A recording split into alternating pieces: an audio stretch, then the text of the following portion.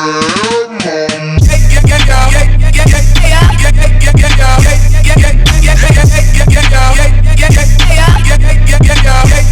blah blah blah. Welcome back.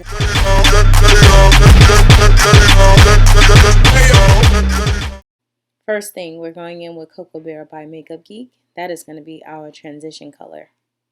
And be sure to blend. You know, I always tell you guys to blend, blend, and blend some more.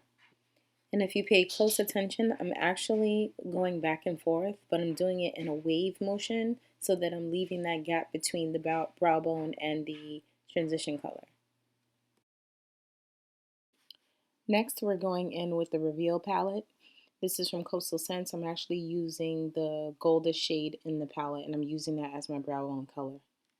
Now I'm going in with Motive Cosmetics Little Black Dress. It is a black cream liner. I'm using it because it's waterproof, but after I did this, I realized that I should have used more of a creamier shadow.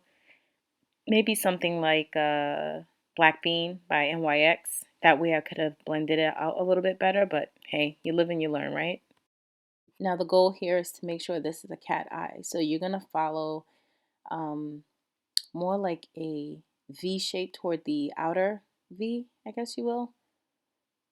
So pretty much it's a cat eye. So you're going to do that on both sides. Try to make it as clean as you can. You always can use a baby wipe to clean it up or a swab, but just try to be as neat as you can. It'll save you a lot of headache later. And guys, I totally forgot to hold up the products as I went along, but now I'm going in with Corrupt by Makeup Geek. It's really, really black and it's a matte black. So I'm going over all the areas that are kind of like sparse and gappy just to fill those in. Now here is where I went wrong. So because this is waterproof, I had no time to blend.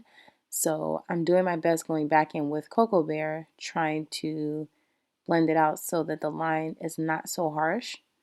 So I ended up doing multiple things. One, going back in with Corrupt, the black eyeshadow by Makeup Geek, and basically blending it out as much as I can. It's not quite the look that I was going for, but we got to make it work, right? Now I'm going in with Makeup Geek's Corrupt again. I'm using that on the bottom portion of my lids, or excuse me, my eye. Now I'm going in with Smolder by MAC, and I'm tightlining both the waterline and the upper line as well. You want to make sure that you don't have any gaps because this color is really, really black. And once we apply our lashes, we definitely don't want that gap in between that space. So now I'm going in, tightlining, and I'm going to go in with Better Than Sex Mascara by Too Faced. I love this mascara. Not that it makes a difference because the eye is so black you can't even see the mascara, but that is where the lashes is going to help. Now I'm going in with Cover FX. This is the cream foundation. I love this foundation. It gives you really, really full coverage, but you have to be very careful to set it very well because it will crease up on you. And if you have oily skin, I definitely recommend to prime first and make sure you have a good setting powder to eliminate the oil. And guys, honestly, I did not even need this much, but listen. Now I'm going in with my Nars in Caramel. This is my highlight color. I'm being sure to place that in a particular shape. If you guys notice, I've been looking to my right a lot, and it's because I've been looking at an image of Rihanna. And I noticed that her highlight is more in a triangular shape, and she has a strong contour on the sides of her cheek. So that's the look that we're going to achieve.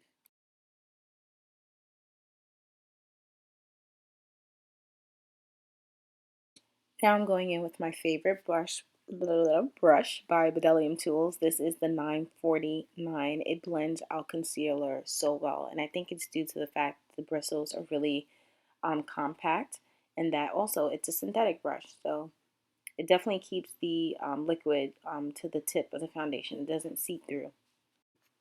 Now I know my contour is looking a little crazy, but I did notice that Rihanna's contour is very high up toward the cheekbone, and I'm bringing color back into the rest of my face by applying it more toward the bridge of my nose into my eye socket. I'm being sure to blend this out really well because I don't want it to be too harsh, but I definitely want it to be noticeable. Now I went back in with highlight again. I just felt like, I don't know, it wasn't enough. So I wanted it to be a little brighter under the eye. So I went in with Warm Beige by Pro Girl or L.A Girl Pro Concealer. And by the way, I really love that Real Techniques sponge. I'm not going to say it's a dupe for the Beauty Blender, but it's a really good sponge, especially given the price. Now remember, I told you, you really have to go in and set this foundation because it, like I said, it's very heavy. Um, I didn't go too crazy on my skin because honestly, I'm not going out. After I record this video, the makeup is coming off. So I didn't bother to set my face, but I did set the highlighted areas, and that was only because I wanted to make it a little bit more brighter. Um, as the image, you'll see that she has a very, very light highlight and a dark, dark contour. So in order for the contour to come forward, I pretty much made sure that the highlighted areas were highlighted. So I just went back in with the Cocoa Bear by Makeup Geek and I feathered out that black so it wasn't so harsh, just to give it a gradient effect. Okay guys, I went behind camera, put on my lashes.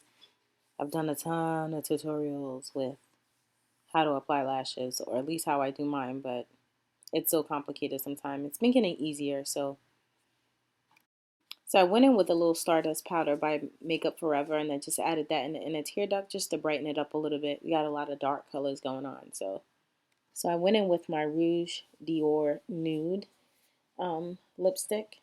I do two different colors for you guys, so you can choose to go dark or you can choose to go light. I figured since the eyes are so intense, we'll go light on the lip, but hey, that is a personal preference.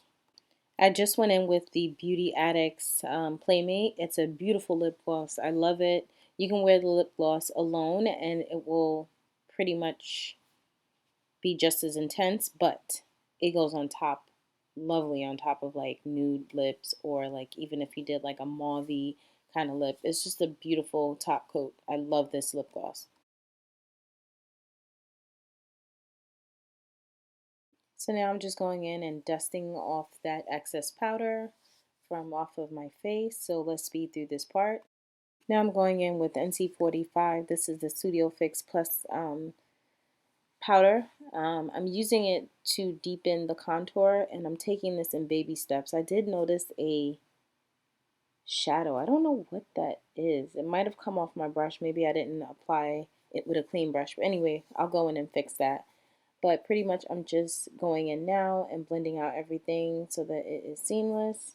So now I'm going in with my Nars, and this is in Laguna, using it to, again, bronze up and deepen the contour areas.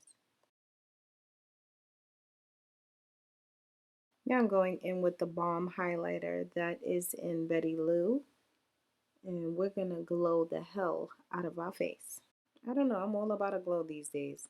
So now I'm going in with the Glow Pro City Color Palette, and I'm using the last color to the bottom, well, your right, my left, but the last color to the bottom right, yes.